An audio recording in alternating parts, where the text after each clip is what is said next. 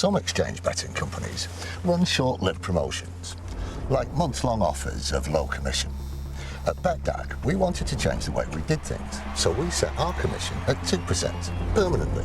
That's 2% on football, horse racing, golf, almost any sport. 2%. That's just one way that BetDAG is changing for the better.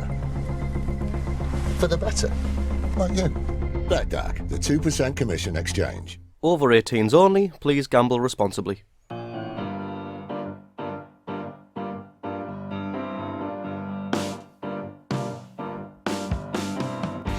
Hello and welcome back to a very sombre Roker Rapport Xtra Podcast. It has been confirmed. We haven't achieved our goal of automatic promotion and we face the complete lottery that is the League One playoffs.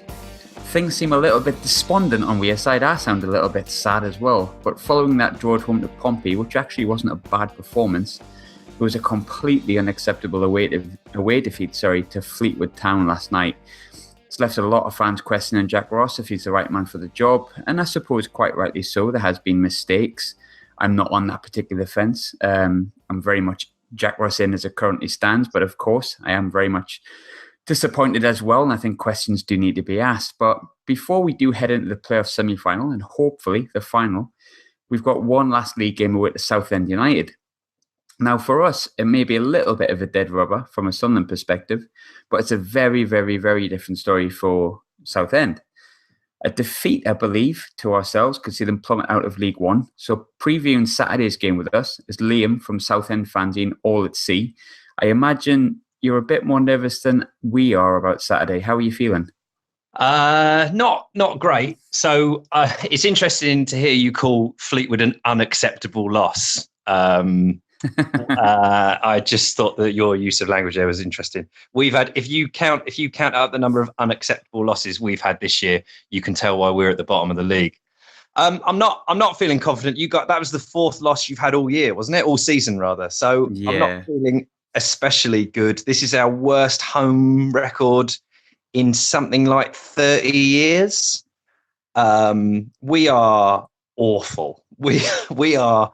The turning point in our season was when we lost Ben Coker when we played you guys actually back in I think November or end of October or something like that. And since then we've just been absolutely hammered by injuries and poor refereeing. I'm sure you've seen the standard of refereeing. Tired players. Michael Turner is 35 or 36 years old. You had him a few years ago, and he moves like a World War II tank. He did not. Yeah. Well, he's not gotten any quicker. I can tell you that. And he's been holding that defence together for nigh on the whole season.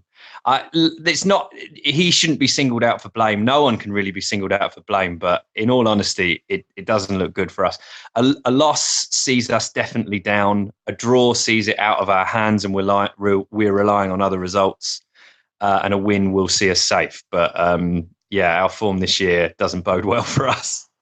It's kind of hard not to notice it, despite the fact that for the past few months it's been like automatics, playoffs, poor performances from us. We've always been like near that top six the whole season. And then I looked at like 12th all the way down to 24th a few weeks ago, and anyone could have been relegated. It's a mess. So Plymouth were 12th and now they're in the relegation zone. Scunthorpe were 16th, maybe 14th, something like that. And they're below Plymouth. It's a mess. The whole thing is a total mess.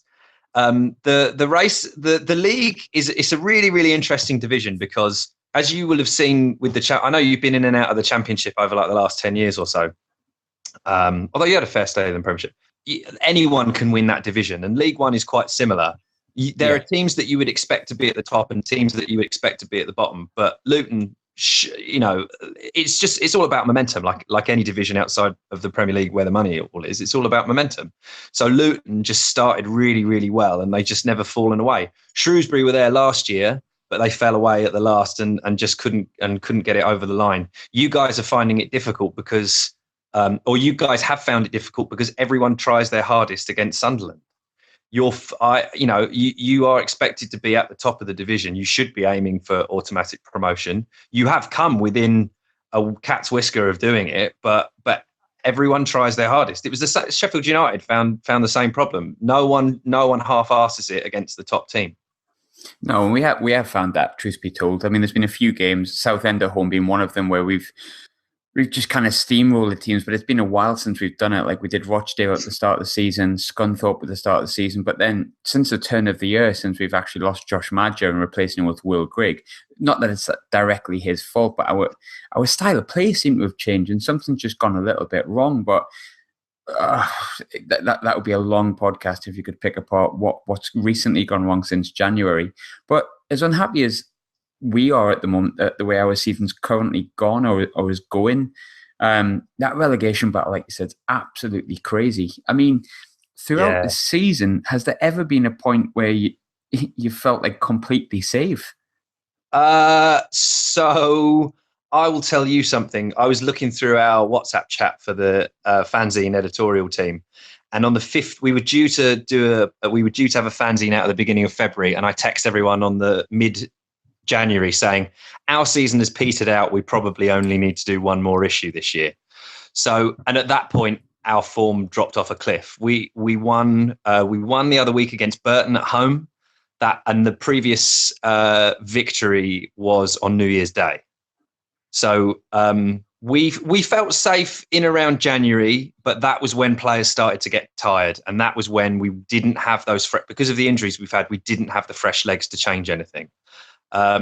We have spent a grand total of 2 weeks, maybe, not counting the very first games of the season. We've spent probably about 2 weeks in the relegation zone, and it doesn't feel. We definitely don't feel safe now. The way that the fixtures have fallen at the bottom even feels like that's bad luck as well. Scunthorpe play Plymouth, which means that if one of those teams win, they survive.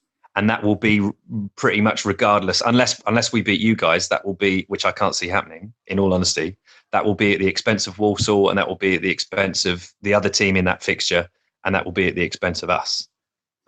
It's still a mess now. Wimbledon are on 49 points. They could still go down, and Walsall on 46 points could survive. It's a mess. Like, the whole thing's a mess. It's been a mess. It's insane. I'm kind of hoping for some kind of for quite a niche reference here, but a Jimmy Glass style kind of survival on the final day for just anyone. Hopefully not against us, but at the same time, like I say, it's a bit of a dead rubber for us. If it means nothing to you, I'd very much prefer it to be against you. Part of me just is more worried about the meltdown if we get beat on Saturday, because the meltdown last night, and I got involved in it as well, but the meltdown when we lose, I mean, last night when I said unacceptable, we've had a problem the whole season where we started since about January, where we've gone 1-0 up, and then for some reason Jack Ross seems to want to defend it.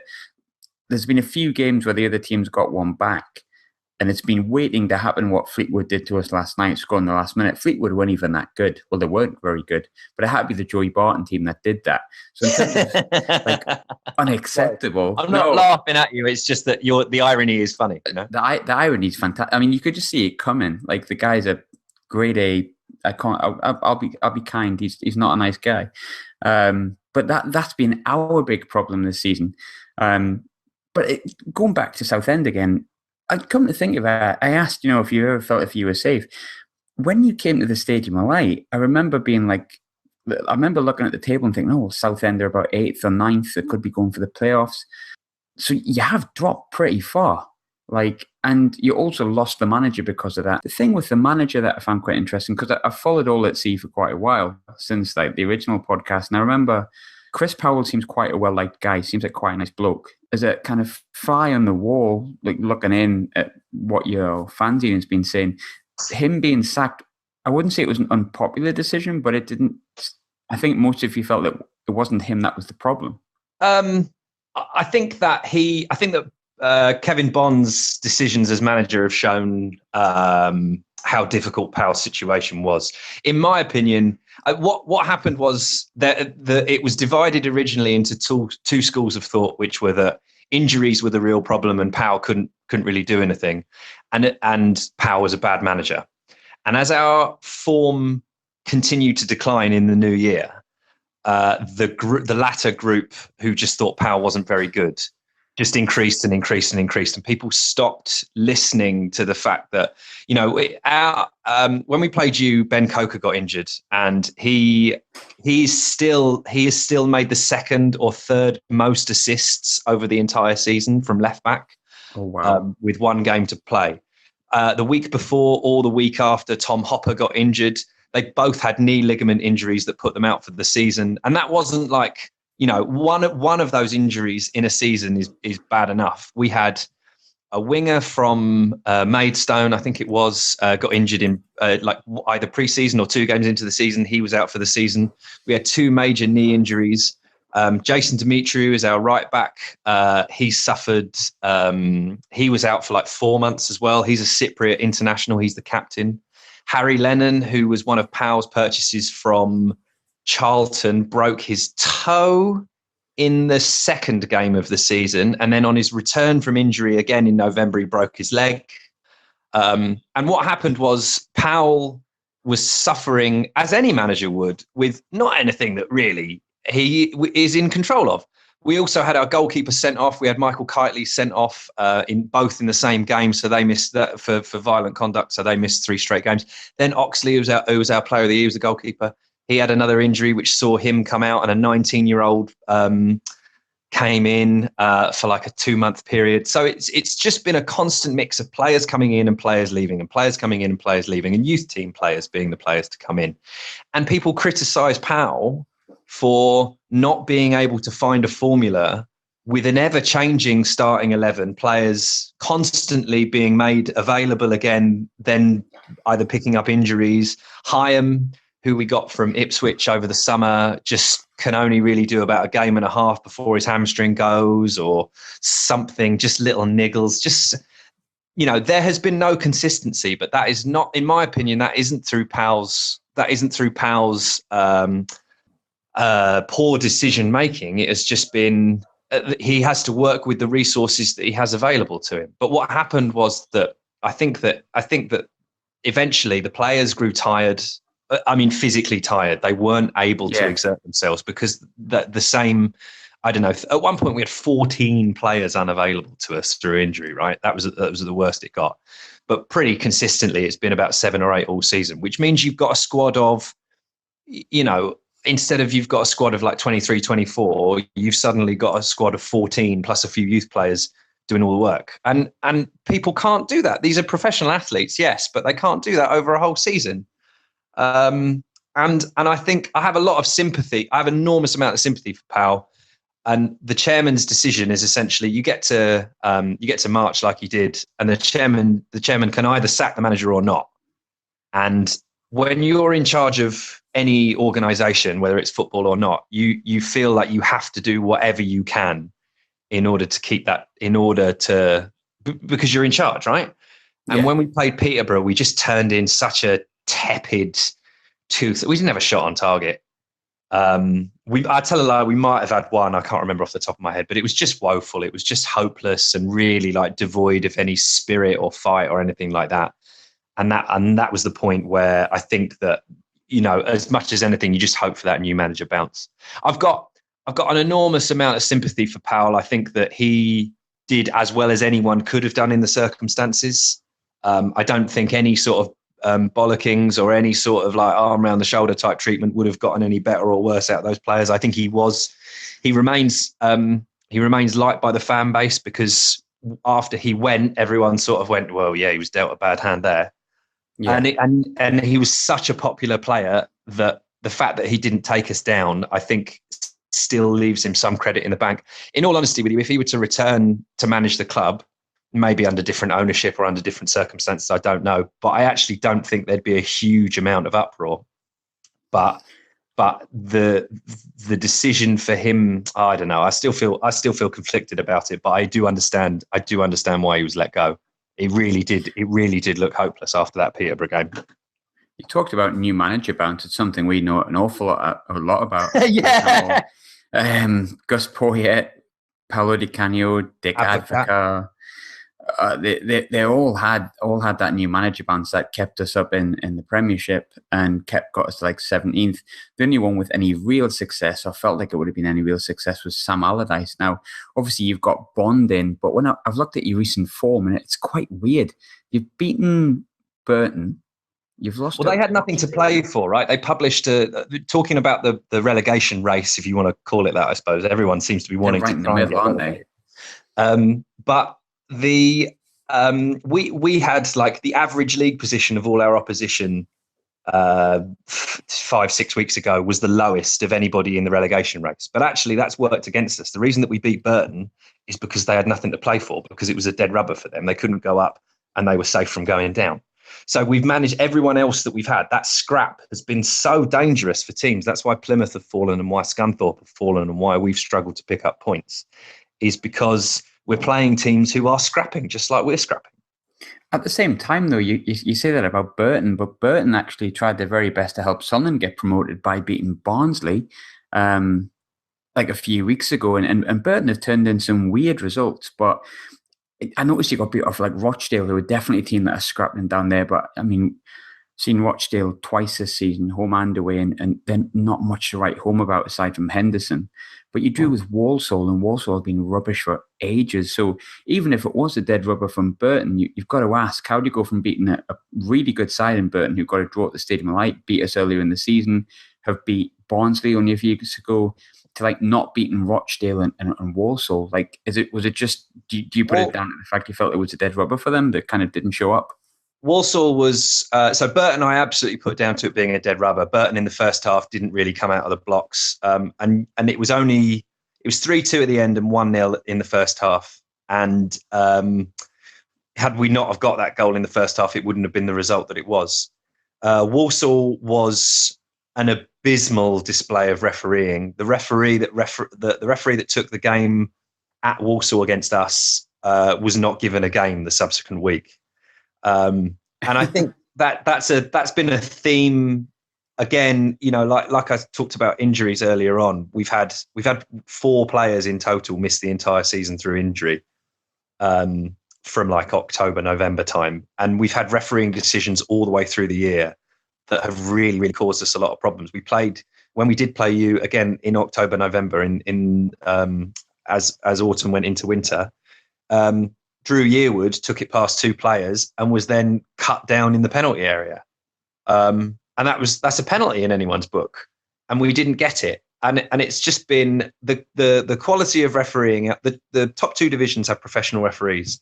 And occasionally those referees will drop down. We've got one. I think we've got one this weekend. I think we've got a Pool 2 referee. So we've got a professional for our game this weekend. But the general standard of officiating is poor. And I don't mean like Sunday League poor, where they stand in the centre circle and sort of guess. I mean, they have a good line of sight, and they are influenced by crowds, and they are influenced by the players around them. And they're just weak professionals. It's so bad at this level. I mean, that's one thing that's. I mean, I thought they were bad last year. I mean, don't get me wrong. I don't want to be one of those fantastic. We're so used to brilliant refereeing in the Premiership. We really weren't. Yeah. They would be biased towards. I would feel they would be biased towards the top 6. But then the Championship felt like really poor when it came down. Coming down to League One, it's guesswork. It is. And actually, what happened? That was what happened when we played Walsall, because we were. I think we scored in the second half, and we, minutes left, seconds left, 92nd, 93rd minute. And the guy gives a penalty for, and I've watched the replay half a dozen times, and I can't tell you what that penalty is for. I cannot understand how he's impeded Otti, who is the Walsall player. I just don't get it. And you can watch it from whatever angles you want. He gave one of our players 2 yellow cards in that game.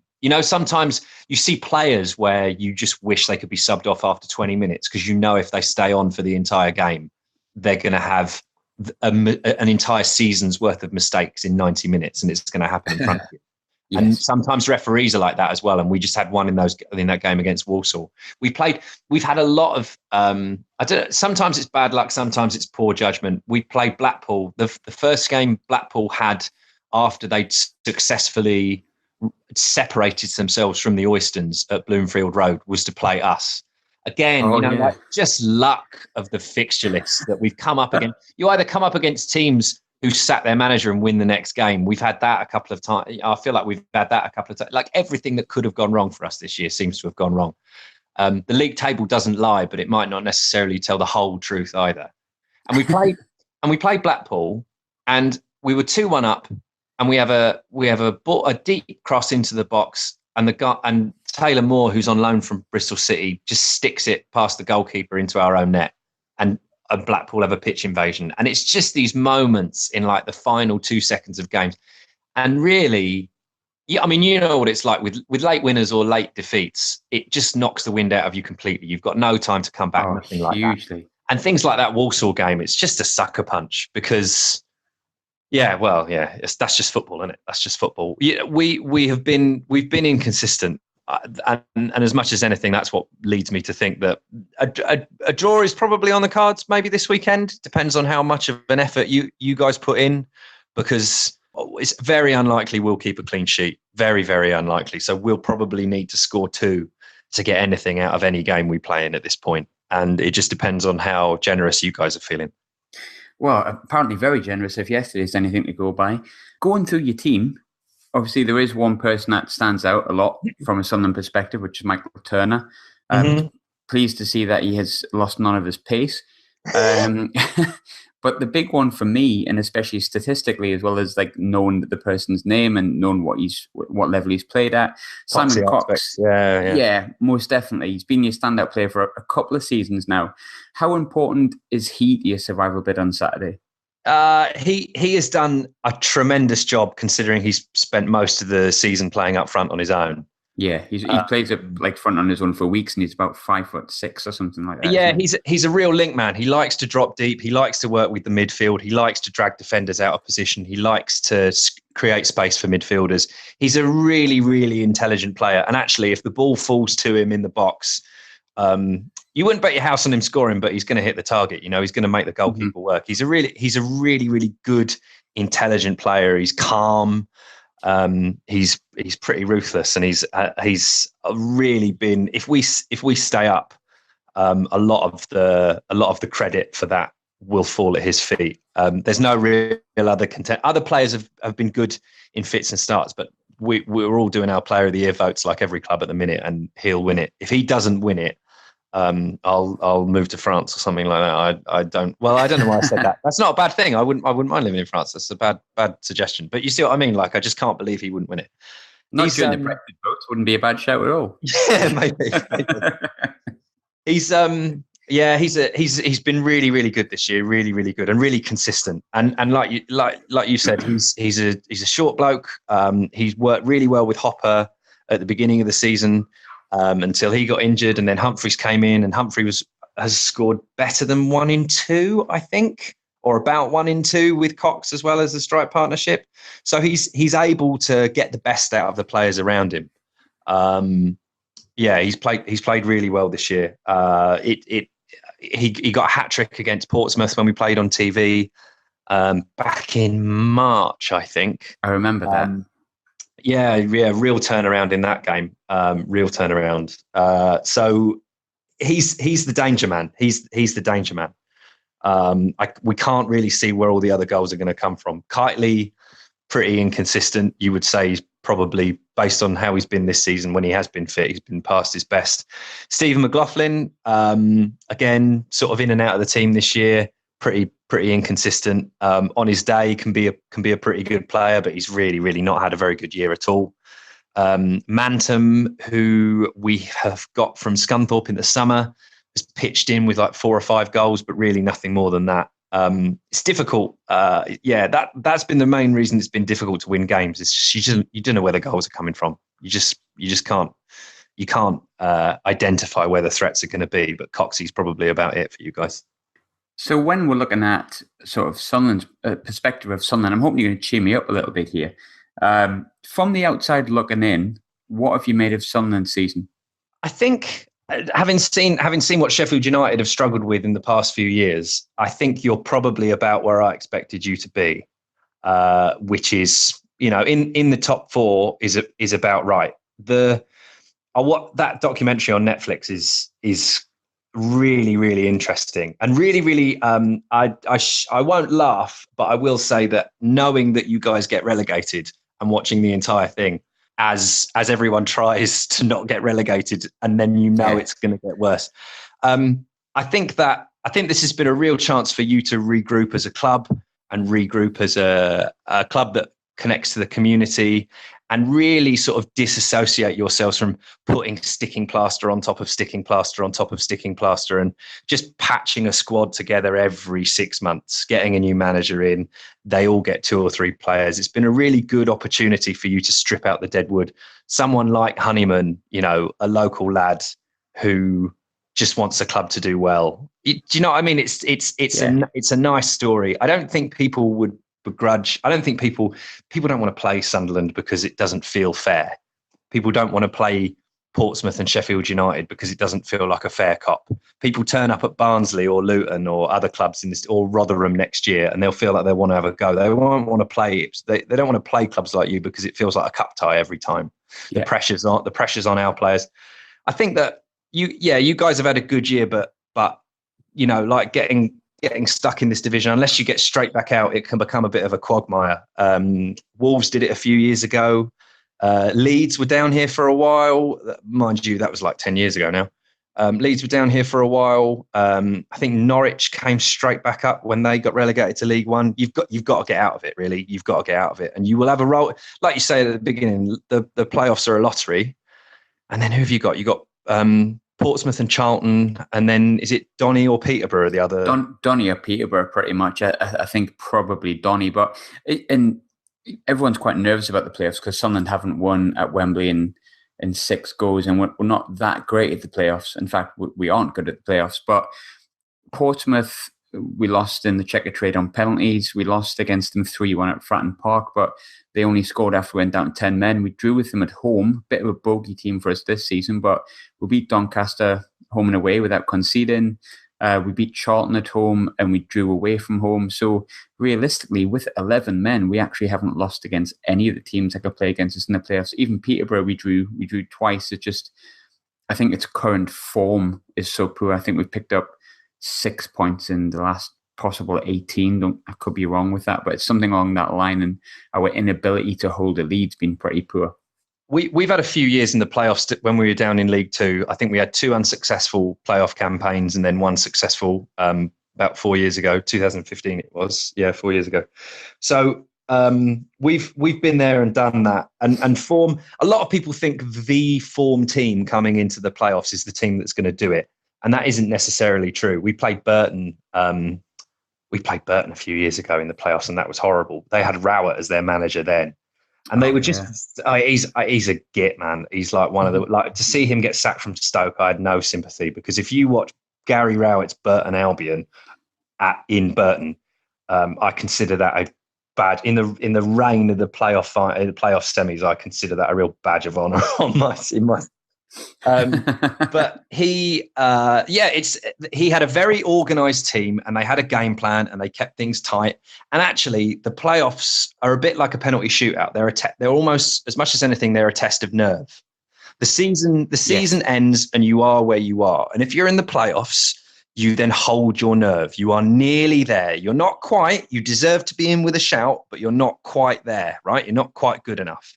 But you get a second chance, and it's about being brave, and it's about holding your nerve, and it's a test of decision making. It's a test of, do you know as a footballer when to play it safe and when to take that risk? And that is the measure of a team that gets promoted, because generally teams that get promoted have good decision-making players. You don't, very, very rarely will teams get promoted by accident. You know, Derby in, 2005 or whatever it was, when they came straight back down. That's probably one of the few examples I can think of a team that probably shouldn't have been there in the first place getting there. But everybody else gets promoted because they deserve it, because their points haul was good enough to put them in that part of the table. And the playoffs, I think my crumb of comfort, and hopefully if I can lift your spirits here, I would say, don't worry about form. Don't worry about anything like that, because the whole thing resets. the whole thing doesn't matter. You will have 30-odd thousand fans at your home game, and you will fill out your away allocation like you have done at Southend this weekend coming. And then you don't need to worry about it. And then Wembley is just a one-off game of that. It's about nerve. It's about who can be brave and who can be calm and who can make the right decisions. And like anyone has a tough day at work, right, in their day job. It's the hard days where at the end of it, you sit down and you exhale and you think, yeah, I did that. I got through it. And it's that the players are going to need in order to get them over the line here. And the team that has more of that, so that feeling can come through form. It gives you that confidence, but you can get it from other places as well. And you guys, you have a very, very good chance here, very good chance. And I believe you should be congratulated for getting to where you are in the division. It's been a very tough year. Barnsley have played us 3 times this year. They're an outrageously good side. And Luton, despite losing their manager, have been scoring goals for fun. They're 2 very good sides this year, and coming 3rd or 4th or wherever you might finish behind them is no shame. One thing I did want to ask, and we spoke about it a little bit off air beforehand. As I said, I'm very much in the Jack Ross in camp. But there's a lot of disgruntlement because we haven't achieved automatic promotion. Our form's got gradually worse about Jack Ross. Straightforward, straight out question from a complete neutral perspective. How do you find a more than a minority these days of Sunderland fans wanting Jack Ross out? What's your thoughts on that? You would be idiotic to do that as you approach the playoffs. Derek Adams has been sacked by Plymouth with 1 game to go. And in my opinion, they have the best chance of anyone in that area to get promoted. Scunthorpe's form is awful. Plymouth play them. I think Plymouth are at home, but I'm happy to be corrected on that. And Plymouth probably have the best chance. To disrupt the squad like that, unless there's some sort of dressing room disharmony, there is no benefit whatsoever of going into 2 games that will, the game against us from your perspective is a dead rubber, right? You're guaranteed the playoffs. Yeah, so pretty much. You then have 2 games to save your season, not save your season. You have 2 games to still achieve your objective. And then after that, you have another game to achieve your objective. So in my opinion, you would be, if you were running any other company, right, you wouldn't get, if you were running a restaurant and you didn't make enough money halfway through a Saturday shift on a Saturday night and you were the head chef, you were running the restaurant, you wouldn't fire your head chef and try and get a new one in at like 9 o'clock on a Saturday night. It would be silly. It would be, everyone would look at you and go, why have you done that? What difference do you think this is going to make?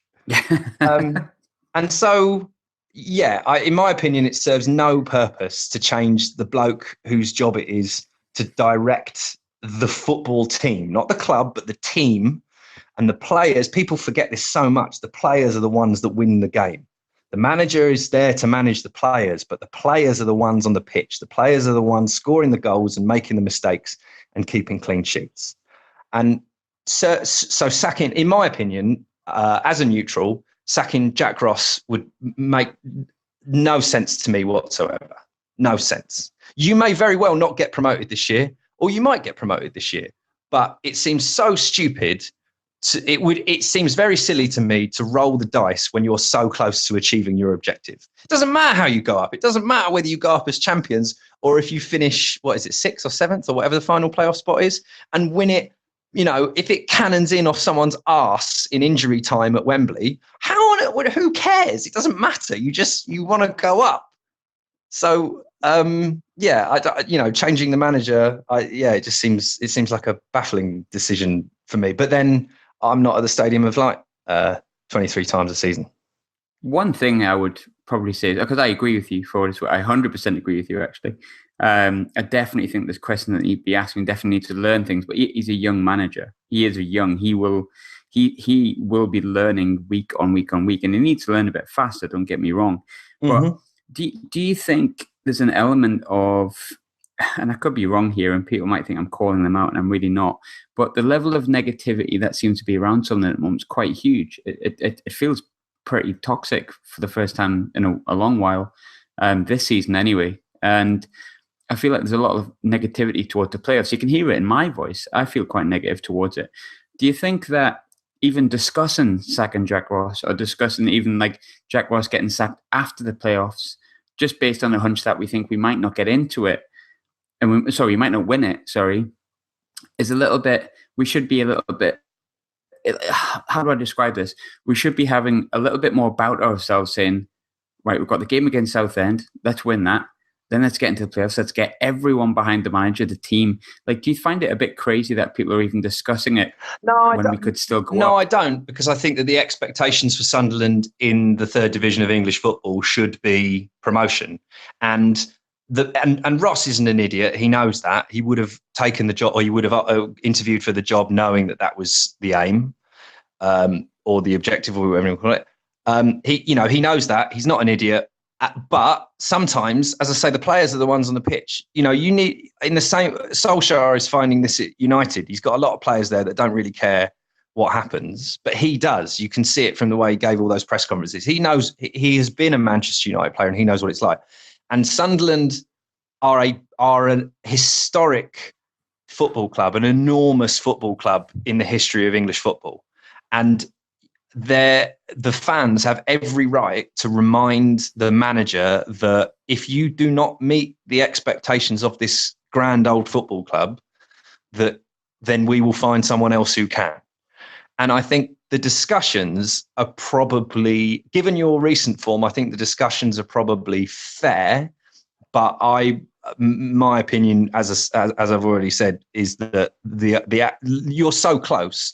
What you've said about learning lessons, that's for the closed season, and that is for, if we'd have had a winter break, then it would have been for the winter break. And what you do is you sit, all these teams are professional these days. They will sit down on Mondays or Tuesdays when they're back to work, or Sundays for some of them, and they will sit down and they'll analyse the game that's gone through the weekend, and they will learn lessons.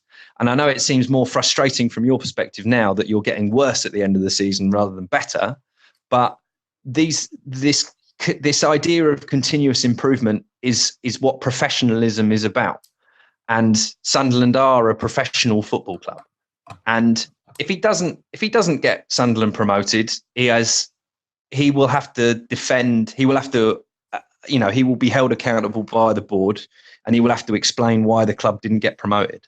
And it might very well be that he has to have a similar sort of conversation, as Powell might have done if he had seen it to the end of the season, where he says, well, we would have had that refereeing decision against Walsall, or we had these players get injured. There are individual moments that can change your entire season. When it comes down to like a point here or 2 points there, or even goal difference for some clubs, you have to explain yourself. But I think that he probably is in a position where people could be making a noise, and people should be making a noise and reminding him, and as I say, the players as well, reminding them that the expectation at Sunderland is high, very high, when you're in this division, when you're in this tier of English football. But I think the idea of getting rid of him with one league game to go, when you're guaranteed a playoff spot, as I've said already, I think is a bit silly. So finally, I don't know whether you want to do this. Normally, it's quite a straightforward thing to ask, but considering the enormity of it for Southend and yourself, predictions for Saturday. What are we thinking? How's it going to go for Southend? I believe we have not won a game. Oh, we've won. Have we won? I think we've won one game where at home this season where we have conceded a goal. So if you score, we won't win, is essentially as far as I'll go with the prediction. I can't, it will, a lot of it from our perspective is what team is Ross going to put out? Does he accept, he said in the paper today, because our local reporter, Chris Phillips, has retweeted something from the Sunderland Echo saying Ross is going to put out the strongest team that he's got available. You've said that McGeady is nursing a foot injury, and I think Wyke is he injured, or did he miss some of last night's game or something? So Wyke didn't get included in the squad at all yesterday, and it was Greg, and then he got replaced by Keziah Sterling. But I think he was just resting him, whereas McGeady has been playing with a broken bone in his foot since like Accrington a couple of weeks ago. I think he needed to play out of necessity, and now that technically we could have still been automatically promoted if we won both games 4-0, and Barnsley and Portsmouth lost all their games, which you've got to look like that as a manager, I think. But he didn't play McGeady yesterday. I think he's resting him for the playoffs, to be honest, because he has got a broken bone in his foot, and he has done for a while. Yeah, it depends on the crowd. We got the biggest crowd for 2.5 years coming to the game since December 2016. Coming to the game this weekend. And the game against Burton, they really, really got behind them. What you see at Roots Hall is if we don't start well, we need to really get a goal between 15 and 20 minutes. Certainly in the first 25 minutes. If not, the home crowd the murmurs start, and then they start to get on the players' backs. If you can keep it tight for the first 25 minutes, and then probably the first 10 minutes of the second half. It just depends on whether you guys score or not. It just depends on how much you want to win by, or how much you want to win a dead rubber. We will be very lucky to get a result against you.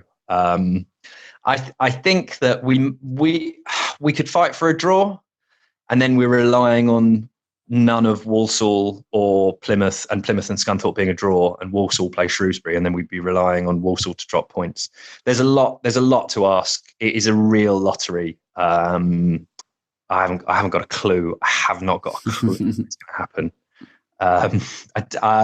The odds, despite us not being in the relegation zone, because Plymouth and Scunthorpe play each other, the winner of that basically stays up. So I would put us as favourites to go down in the grand scheme of things. But football has a funny way of being cruel for a long time and then being very kind, like a sort of like an American treating an Iraqi prisoner of war. You just don't know what you're going to get. It can be really horrible sometimes. And then you get a brief moment of respite, and then it all comes crashing down on you again. Yes, and it feels even worse. So I've got absolutely no idea. I'm sorry, mate. I can't pick one. I'll go, because we've had about 15 of them this season. 14, I think, if I'm right. I'm going to go for 1-1, which it isn't much help to either of us, really. But thanks for popping on, Liam. Actually, really enjoyed that crack. The people listening are probably pleased that I shut up for once and let you speak. But really quite interesting to see how, in our current predicament and the way we feel, how different it really can be. And I mean, you're in fourth, man. I know. That's what I mean. It really, hopefully, it brings some stuff.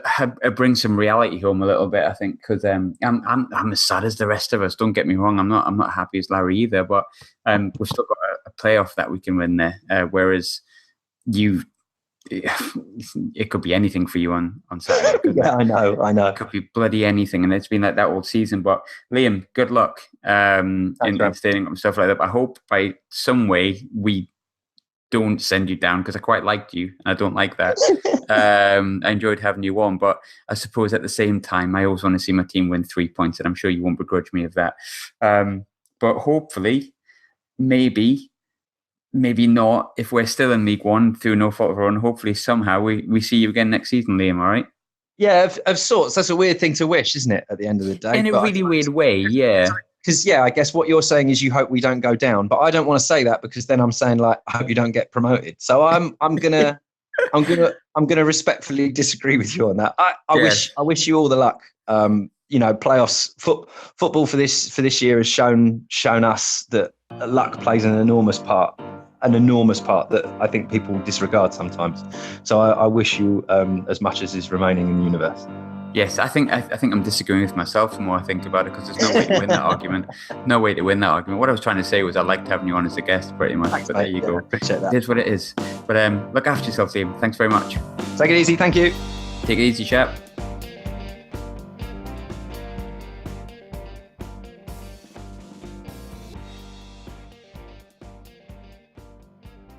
Some exchange betting companies run short-lived promotions, like months-long offers of low commission. At BetDAG, we wanted to change the way we did things, so we set our commission at 2% permanently. That's 2% on football, horse racing, golf, almost any sport. 2%. That's just one way that BetDAG is changing for the better. For the better, like you. BetDAG, the 2% commission exchange. Over 18s only, please gamble responsibly.